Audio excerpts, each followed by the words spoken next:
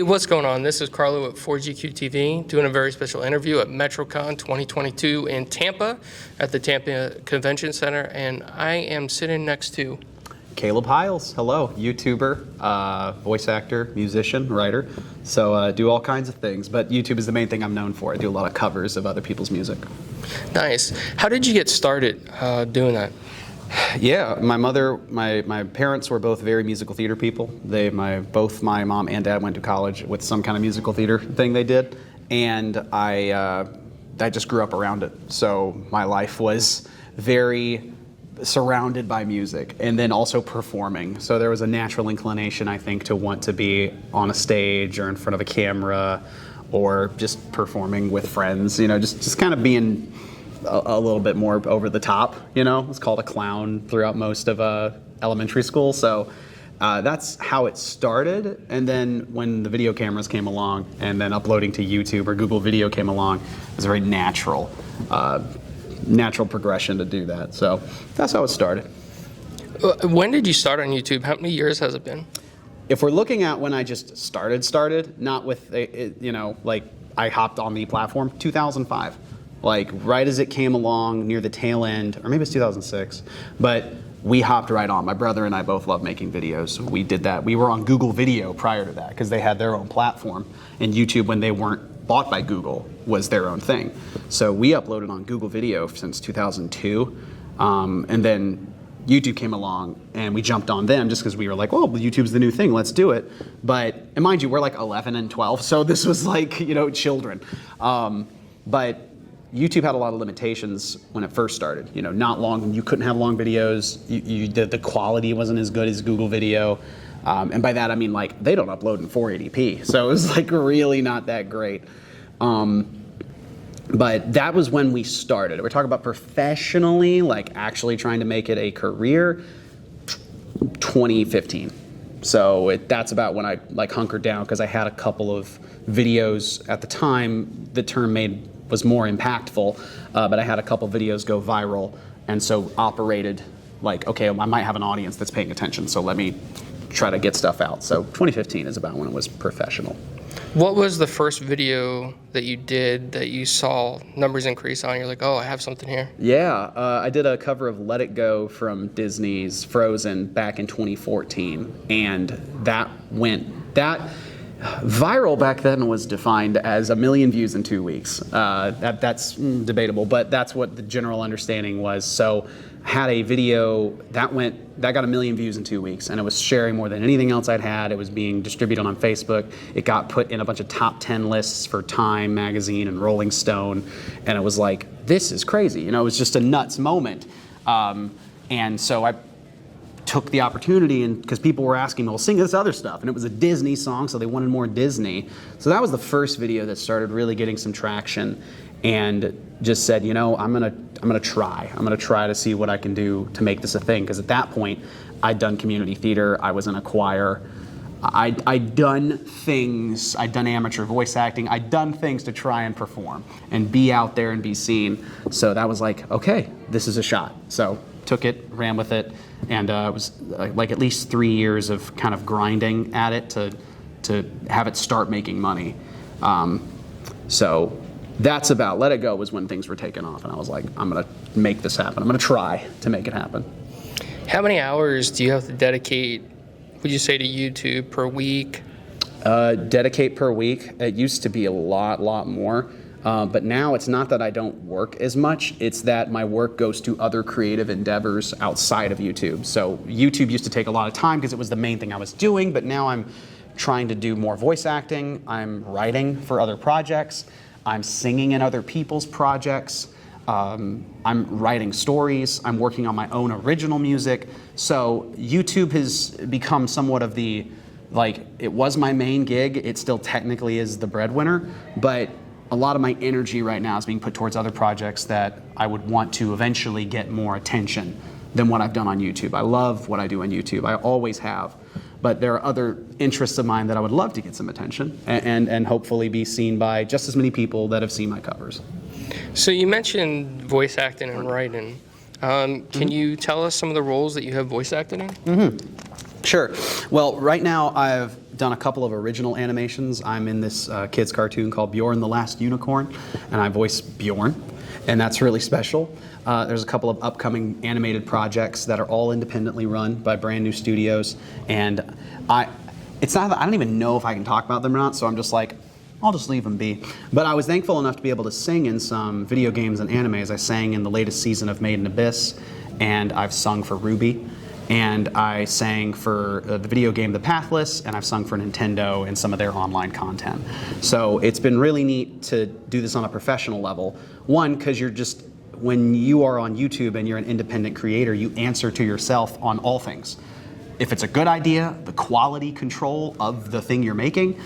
So all of a sudden when you put it in front, someone else is asking you to do it and you're answering to them, you're never certain if it's good. You're never, because you can think it's good, but you're never quite certain until you get the green light. And even then when they give you the green light and they're like, this is good, you're like, I think you're settling. I don't know. I think you might be lying to me. So it's really neat, and I'm grateful to have the opportunity.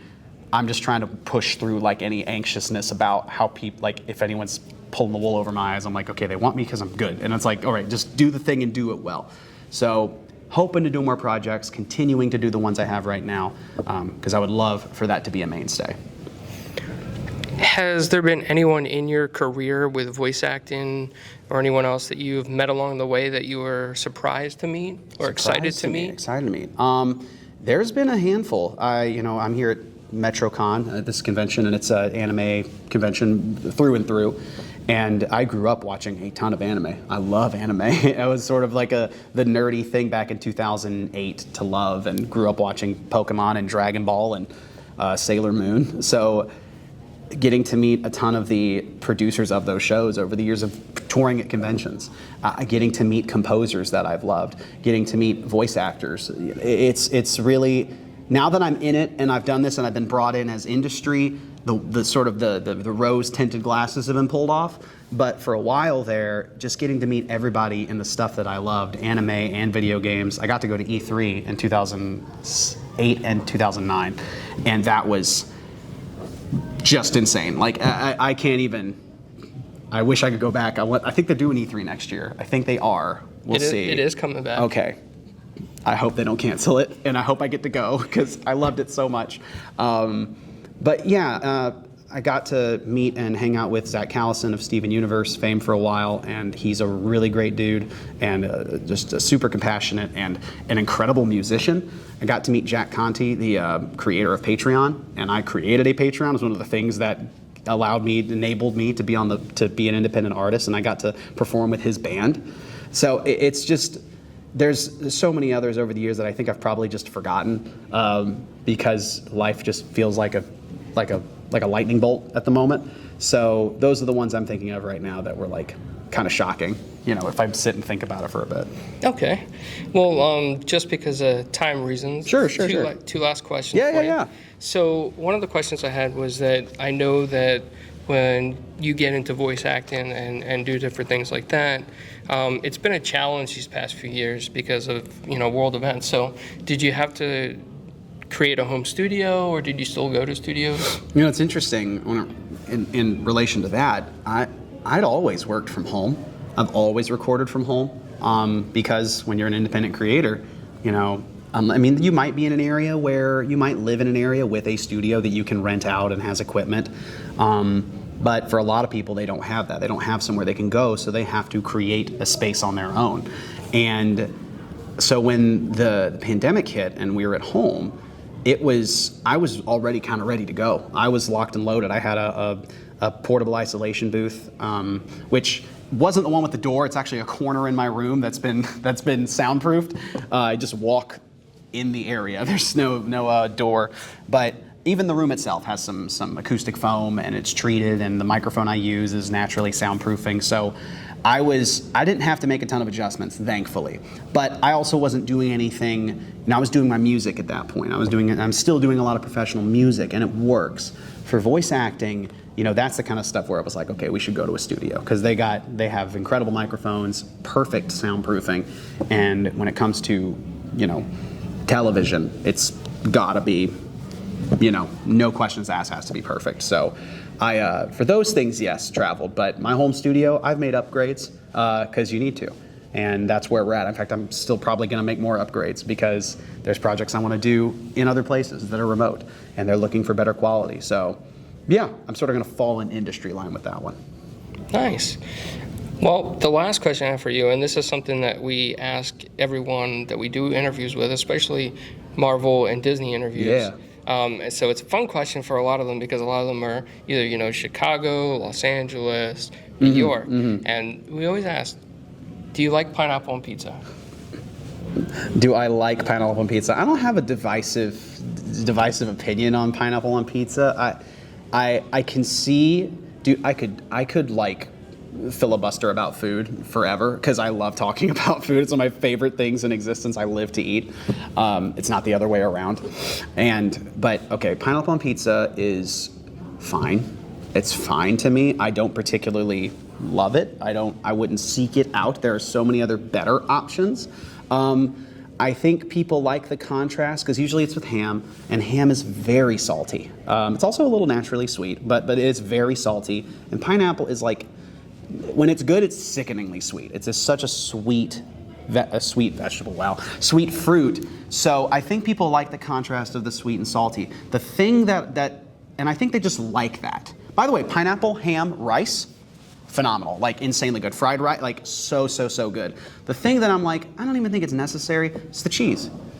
The cheese is like the weird where you divide people. When you put the cheese in there, I don't think they disagree. They just don't play well together like peanut butter and jelly. They're just things that don't hate each other. They're food combinations that don't dislike each other, and that's cheese and ham and pineapple. They don't hate each other. I just don't think they marry. Awesome. They're like acquaintances. I talked about that more than any other answer, but yes, that's how I've thought about it a lot. You know, I happen to agree with you on that one. Yeah, I'm not gonna fight somebody if they like it. You know, are we fighting? but it is like, I don't know, it's fine. I just wouldn't do it. Like, there's meat lovers out there. There's like supreme pizzas. There's thin crust. Like, why? Broccoli cheese. On the pizza? White pizza, broccoli cheese. Oh, see, I was thinking broccoli cheese, and I'm thinking of that Green Giant microwavable bag that has like the cheddar sauce on it, and I was like, ew, on the pizza? Oh, no, but with white sauce and like nicely grilled broccoli and like little pieces of it, not like thick chunk. Like, yeah, okay, I got you. Yeah, specialty pizza, always. Awesome. Well, I want to thank you very much for your time on this interview because I know that you're doing a lot here at Metrocon, which if you watch this interview and you have time to get here, come here. Yes, it's awesome. Definitely. They make curated events. The staff here is incredible. It's a nice mid-size to large con. So if you're looking for an introductory convention, this is a great one to go to. And it's not just for people who like anime. It really isn't. They have a lot of cool things going on. Absolutely. Well, thank you very much. Of course, thank you. And enjoy the rest of your day. I will. I'll see y'all around.